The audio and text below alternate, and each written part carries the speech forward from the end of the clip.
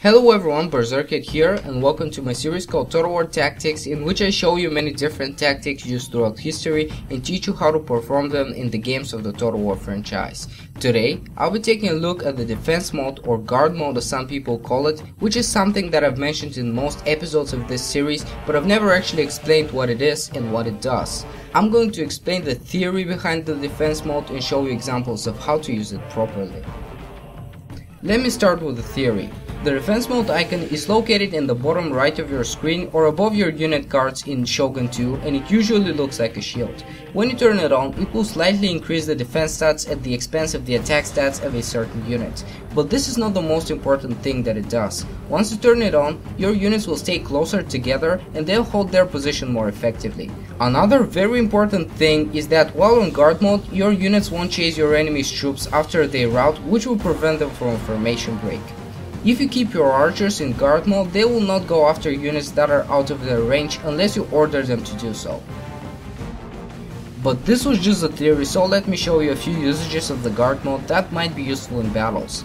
First of all, the defense mode is very useful against cavalry charges. As I explained in the last episode, the best case scenario to receive a cavalry charge would be if you're keeping your defense mode on, except if you're using spearmen. This way, it will minimize the impact of the enemy charge and hopefully help you survive longer. Then, as you know, if you charge an enemy unit, your troops will do everything that's possible to cut their way through your enemy's lines, and the same thing happens if your enemy charges you. But if you turn your defense mode on, this is not the case. Your units will only stand their ground and guard the area, which may allow them to be able to hold the enemy for more time. If your defense mode is not turned on, your troops will keep advancing no matter who charged first, and there are some cases in which you definitely don't want this to happen. Now let's see what happens to archers. I know that some players underestimate the importance of the defense mode when it comes to archers, but it may actually be quite vital.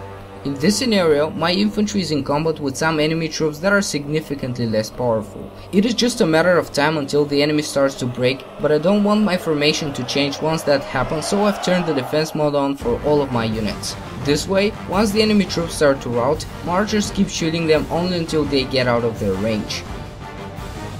Another thing that in my opinion is very important to mention is that you shouldn't order your units to attack once they've started fighting.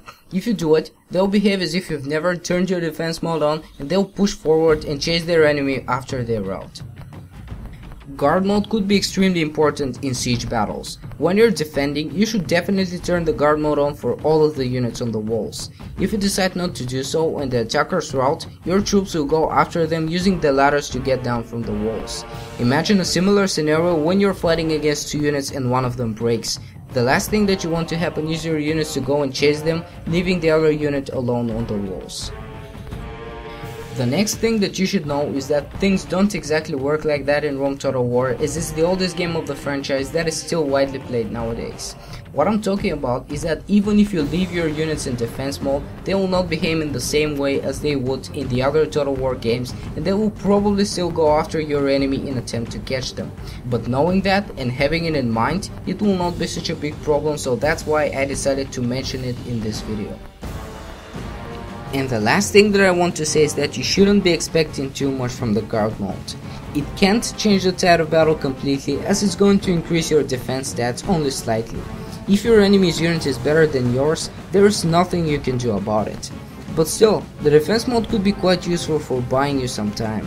You can be sure that, for example, your infantry will be able to hold a little bit more, which might give you just enough time to bring your cavalry forward and perform a hammering ambush. Anyways, these were all the basics of the defense mode. I showed you what its capabilities are and how to use it properly, so hopefully after watching this video you will know a little bit more about Total War. My name is Berserkhead and I hope you liked the video. See you next time, goodbye.